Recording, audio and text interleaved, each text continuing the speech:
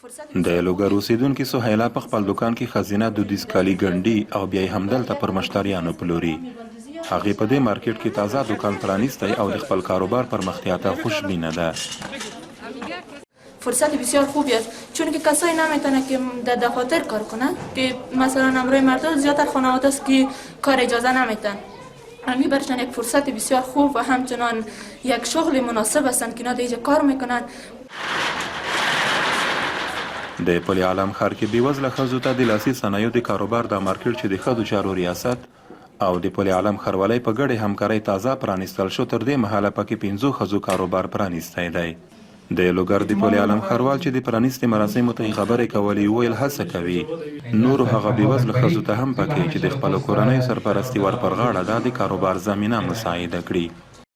دغه بازار به تنها یو بازار نه پاتې کېږي. موږ داسې پلان ولې چې دغه بازار ډېر زر رشد وکړي. د زر رشد په خاطر موږ داسې پلان ولې چې دا به د جمعه بازار نیول کېږي.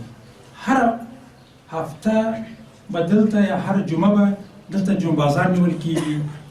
تر دې مخکې د لوګر د ښځو شکایت دا و چې خپلو لاسي صنایعو ته بازار نشي موندلی. خو د دې مارکیټ ښځینه دوکاندارانې وایي چې دا فرصت به د دوی پر کورني اقتصادي وضعیت مثبت تاثیر ولري. و خانمایی که ضرورت دارن زیادتر زنانی که بیوه و بی‌وضاحت هستند و میخواین زمینه کاری برشان مساعد شود ما بتانیم بر آنها یک زمینه کاری را مساعد بکنیم.